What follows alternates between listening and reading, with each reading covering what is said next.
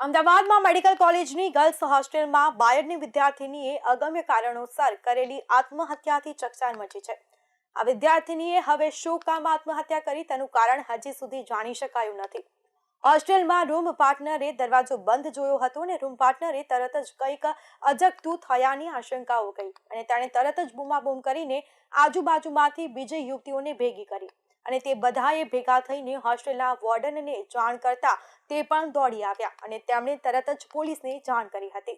આ અંગે Alice bridge પોલીસને જાણ કરવામાં આવી હતી. એલિસ બ્રિજ પોલીસ તરત દોડી આવી અને પોલીસે દરવાજો તોડ્યો ત્યારે મૃતદેહ છત સાથે લટકતો જોવા મળ્યો. પોલીસે મૃતદેહ ઉતાર્યો અને પીએમ માટે મોકલી આપ્યો હતો. પોલીસે જણાવ્યું હતું કે યુવતીએ આત્મહત્યા કરી હોવા પાછળનું કારણ હજી સુધી જાણમાં આવ્યું નથી, પરંતુ તેના મૃતદેહને ફોરેન્સિક તપાસ માટે મોકલી આપવામાં આવ્યો હતો.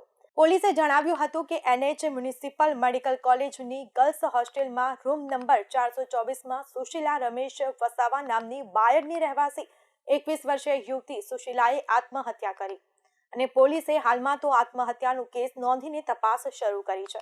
પોલીસે મૃતક યુવતીનો મોબાઈલ તેના કબજામાં લીધો છે અને તેને એફએસએલમાં મોકલી આપ્યો છે અને તેની સાથે મૃતક યુવતીની નજીકની કોલેજિયન મિત્રો અને તેના સગા સંબંધીઓની પૂછપરછ કરવાનો પણ પ્રારંભ કર્યો છે. જો કે યુવતી અચાનક કરેલી આત્મહત્યાએ અનેક રહસ્યોના વમળો સર્જ્યા છે. પોલીસે પ્રારંભિક તપાસમાં મળેલી વિગતો મુજબ બાયડની રહેવાસી સુશીલા વસાવાએ 2023 અને 24ના શૈક્ષણિક વર્ષમાં સરકારી ક્વોટામાં એડમિશન લીધું અને તે એમબીબીએસનો અભ્યાસ કરતી હતી. મેડિકલ કોલેજ દ્વારા મેન્ટર મેન્ટી પ્રોગ્રામ હેઠળ તેને મેન્ટર તરીકે ટીચિંગ સ્ટાફ પણ ફાળવવામાં આવ્યો હતો અને આ સંદર્ભમાં દર 2 થી 3 મહિને વિદ્યાર્થીઓની તેમના મેન્ટર સાથે મીટિંગ પણ થતી હોય છે. મેન્ટર તેમને લગતી મુશ્કેલીઓની ઉકેલ લાવતા હોય છે અને અભ્યાસને લગતી મૂંઝવણ પણ દૂર કરતા હોય છે અને તેની સાથે જરૂરી સૂચનો પણ આપતા હોય છે.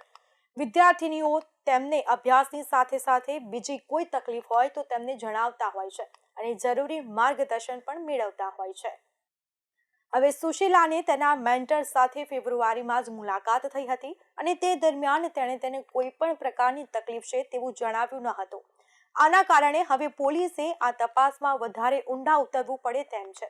પોલીસે આ અંગે તેના નજીકના મિત્રોને પૂછતા તેઓએ જણાવ્યું હતું કે સુશીલા એકદમ શાંત સ્વભાવની હતી અને તેનું વર્તન જરા પણ શંકાસ્પદ ન હતું. તે આત્મહત્યા કરે તેવું માની શકાય તેવું વર્તન પણ ન હતું. તેના રૂમ પાર્ટનરે પણ જણાવ્યું હતું કે સુશીલાનો વ્યવહાર છેક સુધી સામાન્ય હતો. તેના વ્યવહારમાં જરા પણ અસામાન્ય લાગે તેવું કશું જ ન હતું. તે આત્મહત્યા કરી શકે તેવું કોઈ માની શકે તેમ નથી. સુશીલા રોજ ઘરે વાતચીત કરતી હતી અને નિયમિત રીતે અભ્યાસ પણ કરતી. તે આ સિવાય હોસ્ટેલની બહાર મોડી રાત સુધી રહેતી હોય તેવું પણ કશું ન હતું અને તેનો કોઈ બોયફ્રેન્ડ પણ નહોતો. તે અભ્યાસ પૂરતી વાત કરતી અને આ સિવાય તેનો ફોન લોક હોવાથી પોલીસે તેને જપ્ત કરીને એફએસએલમાં મોકલી આપ્યો છે. પોલીસે મૃતકના રૂમની સઘન તલાશી લીધી અને ત્યાંથી કોઈ પણ પ્રકારની સુસાઇડ નોટ પણ મળી નથી અને તેથી તેની આત્મહત્યાને લઈને પણ ગંભીર સવાલો ઉઠવા પામ્યા છે.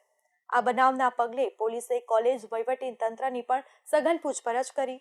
કોલેજના વહીવટી તંત્રએ પણ આ બનાવ અંગે ઘેરા દુઃખની લાગણી વ્યક્ત કરી છે. કોલેજે જણાવ્યું હતું કે વિદ્યાર્થીની આશાસ્પદ હતી. તેની આત્મહત્યાએ અમને આઘાત અને શોકમાં ગરકાવ કરી દીધા છે અને તેના પગલે કોલેજ મેનેજમેન્ટે હવે વિદ્યાર્થીઓના માનસિક સ્વાસ્થ્ય માટે કાઉન્સેલિંગ સત્રો પણ શરૂ કરવાની તૈયારીઓ દાખવી. પોલીસના જણાવ્યા અનુસાર તે છેલ્લા કેટલાક દિવસથી શાંત રહેતી. તેણે તેના ક્લાસના મિત્રો જોડે પણ વાત કરવાનું બંધ કરી દીધું હતું. એલિસ બ્રિજ પોલીસ સ્ટેશનના ઇન્સ્પેક્ટર KM ભુવાએ જણાવ્યું હતું કે આ કેસમાં પોલીસ ઘટના સ્થળે પહોંચી અને ત્યારે રૂમનો દરવાજો બંધ હતો. દરવાજો તોડ્યા પછી તેનો મૃતદેહ છત સાથે લટકતો જોવા મળ્યો. પોલીસે મૃતદેહનો કબજો લઈને તેને પીએમ માટે મોકલી આપ્યો.